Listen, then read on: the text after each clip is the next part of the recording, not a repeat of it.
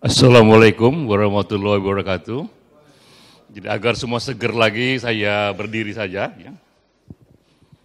Saya menikmati presentasi Bung Gatut, tapi saya memberikan versi yang lain. Ya.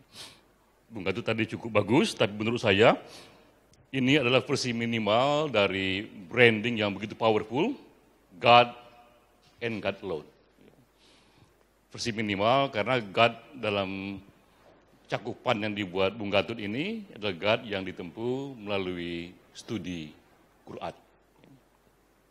Nah, ada lagi versi yang optimum atau yang maksimal adalah beriman pada Tuhan melalui jalan agama ataupun bukan jalan agama. Jadi God with religion and God without religion.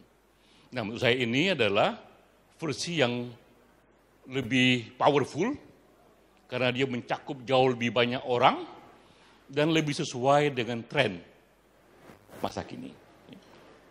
Tinggal memang kita mencari ramuan yang pas untuk forum ini. Ya. Saya cerita mengenai riset terakhir yang dibuat oleh Pew Research tahun 2015. Ini mengenai generasi milenial, yaitu mereka yang lahir setelah tahun 80-an. Ini generasi sosial media ini ya. Ditanya kepada mereka, saudara-saudara sekalian, bagaimana attachment-nya pada agama. Ditanya tahun 2007, ditanya lagi tahun 2014. Tahun 2014 diterbitkan.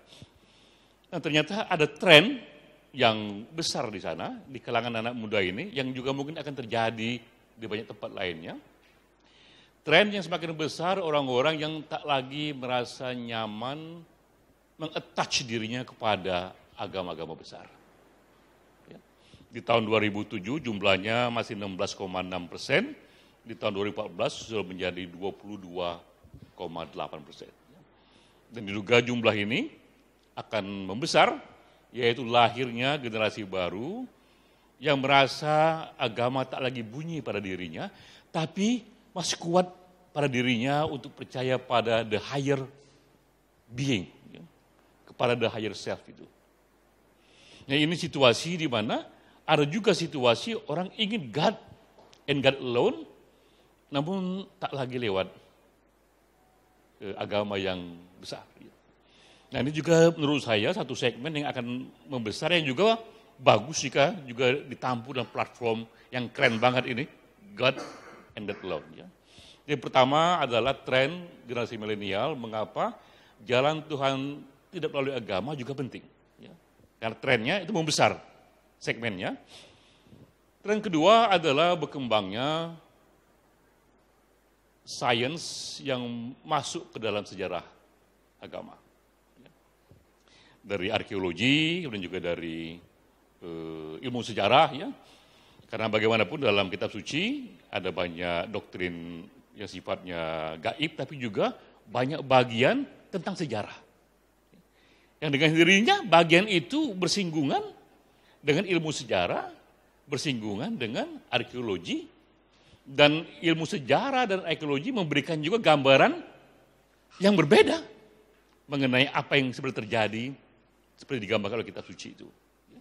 Maka muncullah itu yang namanya biblical archaeology, itu arkeologi yang sengaja dia menggali kisah-kisah dalam Bible. Atau kemudian muncul juga revisionis dalam sejarah yang mencoba menafsir awal dari munculnya Islam, yang kita diskusikan kemarin di WA itu ya. Nah, yang menarik dari perkembangan sejarah ini, perkembangan sains ini, arkeologi, untuk dunia Kristen akhirnya muncul dalam satu istilah, ada yang namanya Jesus of Faith dan Jesus of History. Bahwa Yesus yang dipahami dalam iman hari ini, itu memberikan makna yang dalam, tapi ternyata berbeda dengan Yesus yang ditemukan dalam sejarah yang digali oleh arkeologi, yang digali oleh ilmu sejarah ya. Dan yang lebih ini lagi, lebih seru lagi itu justru ditemukan oleh Jesus Seminari, yaitu para pastor-pastor yang memang diminta untuk studi Bible secara mendalam. Ya. Nah, itu pun juga datang di era Google ini kepada kita semua. Oh, bahwa ternyata melalui studi arkeologi dan studi sejarah dapat gambaran figur sejarah agama yang berbeda ini dari yang digambarkan kitab suci. Hal yang sama sekarang terjadi lagi di dunia Islam. Banyak lagi muncul para ahli sejarah yang mencoba menggali kisah-kisah awal dari Islam. Sudah banyak nama-nama yang sudah kita kutip dalam WA kemarin itu, yang macam-macam ininya itu ya, revisionnya itu, ada dari studi mengenai umur teks Quran paling tua yang ditemukan itu, yang ternyata dinyatakan dan tentu bisa dibantah lagi, bahwa ternyata berumur bahkan lebih tua dibanding lahirnya Nabi Muhammad. Ya. Jadi sudah ada sebelum Nabi ada itu ya. Ada lagi ditemukan lagi yang sebaliknya bahwa Quran itu justru berkembang lebih 100 tahun setelah Nabi tiada. Itu yang semuanya masih bisa direvisi benar salahnya itu. Cuma minimal dari sana ada satu juga impresi ke kita, berkembang semakin dalam perkembangannya satu metode sejarah yang membuat akhirnya sebagian komunitas pun merasa tidak lagi berbunyi dengan tafsir-tafsir yang agama yang ada ini ya. Sehingga pun kita membuka ruang untuk itu ya, untuk mereka yang tetap beriman pada Tuhan namun merasa jalan-jalan konvensional ini tak lagi memadai bagi kesadarannya, dan kita pun tak bisa menyalahkan kesadarannya ya. Kesadaran itu pun juga dari akal pikiran yang dari Tuhan juga ya. Jadi kenapa dia sampai ke sana itu bagian dari gift dari Tuhan juga ya. Nah, kedua ada tren itu. Mengapa saya bilang tadi Tuhan without religion juga menjadi penting. Nah, ketiga, studi dari happiness. Ini juga gerakan psikologi yang sekarang lagi tren. Orang mulai meneliti mengapa orang-orang ini bahagia. Kalau dulu orang meneliti kenapa orang sakit. Ya. Mengapa mengalami disorder dalam mentalitinya. Dan orang bilang, oh itu studi psikologi yang negatif, kita mencoba studi psikologi yang positif, mengapa orang bahagia. Salah satunya itu yang dikonfirmasi lagi, ada mereka yang mendalami kehidupan spiritual, umumnya lebih bahagia ketimbang mereka yang mendalami kehidupan spiritual. Itu data, ya, enggak lagi keyakinan wahyu atau di belakang meja, riset yang diajukan berkali-kali. Nah, berarti kita pun menyadari bahwa ini satu riset, satu forum yang menyatakan jika kita tetap membina dunia spiritual kita pun lebih terjamin, lebih bahagia. Karena tiga hal yang umumnya dinyatakan di sana. Pertama, dengan kehidupan spiritual itu, dia punya sense of community. Umumnya ada komunitas yang membuat dia punya relasi sesama satu gagasan ya, yang relasi itu sendiri memberikan satu sense of happiness ya. Kedua juga dengan kehidupan spiritual itu dia punya sense of purpose, kehidupan dia lebih punya tujuan ya, dan mereka yang hidupnya lebih punya tujuan ya, yang lebih menyatukan dirinya pada sesuatu yang lebih besar ketimbang dirinya, itu pun juga memberikan emosi yang positif. Nah, ketiga, karena agama-agama dan spiritualitas itu esensinya juga memberikan satu prinsip-prinsip kebajikan. Itu pun juga ada risetnya berkali-kali bahwa mereka yang melakukan kebajikan, bahkan secara random sekalipun, memberikan efek emosi yang positif.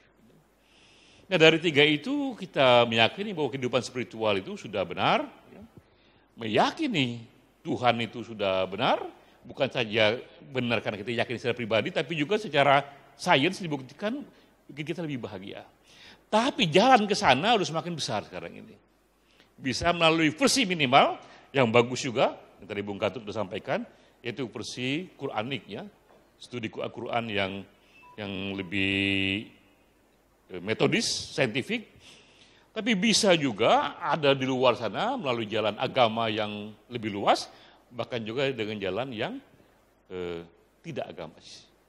Tapi tetap ada kerinduan itu ya. Tren itu sudah ada ya.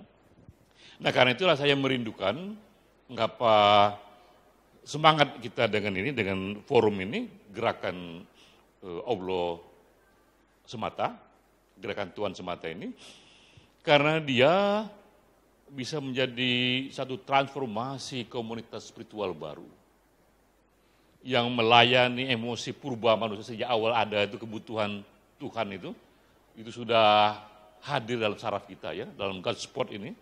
Di dalam neuroscience, semua riset mengenai neuroscience itu ditemukan ada God spot dalam pikiran manusia, itu membuat dia terus mencari siapa Tuhan itu. Tinggal konsep Tuhan yang berubah ya. Tapi kebutuhan akan Tuhan itu besar, tapi konsep Tuhannya yang berubah. Nah ini dilayani oleh komunitas yang mau kita bentuk ini ya, satu kebutuhan yang purba, beriman pada Tuhan. Tinggal dicarikan platform yang lebih pas dengan tren-tren zamannya itu. Yang lebih pas karena pertama perkembangan ilmu dan segala halnya. Ya. Saya merindukan bahwa ini hanyalah awal dari sebuah diskusi yang lebih intensif yang ujungnya nanti akan menjadi sebuah buku putih itu. Mengenai buku putih, gerakan God and God Alone. Ya. Tadi GAS itu singkatan dari grup Allah semata, tapi bisa juga gerakan. Allah semata, karena kalau grup itu terlalu eksklusif dan juga kurang dilihat. Kalau gerakan itu sebuah movement, sebuah hal yang mengubah hidup pribadi, itu mengubah kehidupan komunitas, dan itu yang jauh lebih menyentuh hati banyak orang. Ya. Kita ingin movement yang benar-benar dia pas dengan tren zamannya itu. Nah kalau dibuat satu buku putih mengenai gerakan Allah semata itu, bayangan saya minimal harus ada 4 hal penting di sana. Ya. Pertama adalah satu elaborasi mengenai transcendental unity of spiritual world. Ya. Bahwa ini, GAS ini adalah menyatukan semua gerakan transendental dari mereka yang ingin menempuh jalan spiritual. Baik dengan jalan Islam, jalan agama lain, bahkan juga dengan jalan yang bukan agama, yang sekarang ini trennya makin banyak. Ya. Jadi itu akan bagus sekali jika ada isi itu. Ya. Dia menjadi transcendental unity of spiritual world. Kedua juga dia haruslah juga bersinergi dengan evolusi tertinggi dari konsep sosial manusia yang diwakili oleh gerakan hak asasi manusia. Asasi manusia itu sudah berkembang sejak abad-abad lampau ya, dan terus diperbaiki, dan dari sisi logis ataupun intelektual tampaknya nggak ada lagi yang bisa mengalahkan satu komprehensifnya isu hak-hak yang memuliakan manusia daripada gerakan hak asasi manusia yang sekarang ini pun sudah dilegalkan di PBB, di United Nations yang merupakan juga lembaga tertinggi di dunia ya, sudah kuat di sana. Jadi ada juga nilai-nilai yang harus mengakomodasi HAM itu. Karena ini gerakan spiritual yang paling modern. Ya. Nah ketiga, dia pun juga mengakomodasi aneka perkembangan sains. Sehingga seandainya pun kita tetap memilih dengan agama, saya pun tetap memilih dengan agama ya, tapi agama yang sudah direvisi oleh perkembangan terbaru ilmu sosial, ilmu sejarah atau arkeologi ya. Karena tak ada masalah juga kita memahami agama dengan perspektif terbaru, karena dalam agama itu ada yang esensial values-nya ya, ada yang sifatnya non esensial itu ya. Nah, dengan kita masukkan tentang itu bahwa ada akomodasi perkembangan sains dalam memahami agama, kita pun juga mereformasi agama menyesuaikannya dengan situasi zamannya. Karena apa? Karena semua agama pun pernah mengalami dulu itu membenarkan perbudakan. Kalau kita catat perkembangan agama, hampir semua agama itu membenarkan perbudakan. Sebelum perbudakan dilarang, dan semua ketemu tuh ayat-ayatnya itu ya. Ketika perbudakan dilarang, hampir semua agama melarang budak pula sekarang ini, dan ketemu lagi ayat-ayatnya itu. Yang berubah hanya tafsirnya. Berarti kita lihat, oh begitu caranya, cara mainnya ya, berarti asik juga ini. Kita pun juga bisa tetap dengan agama, tapi merevisinya dengan perkembangan terbaru sains. Ya. Itu unsur ketiga. Nah unsur keempat, bagaimanapun kita ingin agama ini membawa kita, atau paham gas ini membawa kita pada hal tertinggi yang diinginkan oleh semua manusia, yaitu happiness. Kebahagiaan itulah yang menjadi emosi paling tinggi yang ingin dicapai oleh semua manusia. Nah untungnya happiness ini sudah begitu banyak riset yang berkembang, yang semuanya dirumuskan tak lagi di belakang meja, tapi dirumuskan dengan data-data bersandar pada risetnya.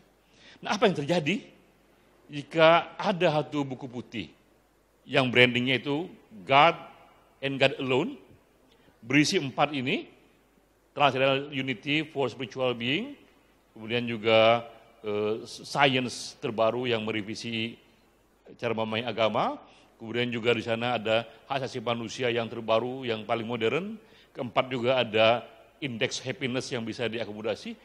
Ini menjadi satu gagasan paling maju, yang pada waktunya siapapun akan ke sana. Nah, dengan adanya itu, kita pun akan menjadi tersentuh bahwa kita masuk ke dalam sebuah gerakan yang sifatnya historik. Ya. Di mana tadi versi minimalnya, seperti yang dibilang Bung Gatut, adalah God and God Alone ini versi minimalnya adalah studi Quranik. Ya. Itu pun sudah bagus juga. Tapi tidak dibatasi di sana, kan kalau dibatasi di sana, bagaimana mereka yang nggak mau Quran?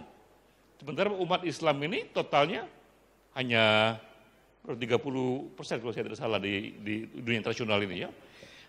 Banyak juga yang Kristen yang jauh lebih banyak lagi jumlahnya, banyak lagi ya sekarang ini yang melakukan detachment pada agama, dia nggak akan tersentuh jika versinya adalah hanya pada Quranik tadi. Ya. Karena itu juga dibuka juga versi yang lebih besar, bahwa God and God Alone ini bisa juga with religion atau without religion, sejauh ada empat poin tadi ya. Cuma masalahnya sekarang kita menjadi ikut membuat satu desain mengenai satu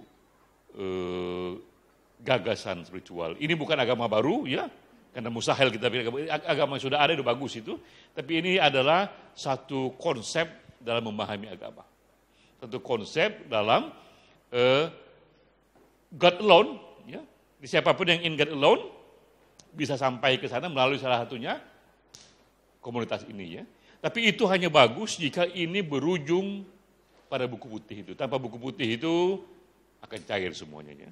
Setelah buku putih ada, maka jadi imamnya ada buku putih itu. Ya. Jadi satu movement yang nggak perlu lagi satu leader, satu ulama besar gitu.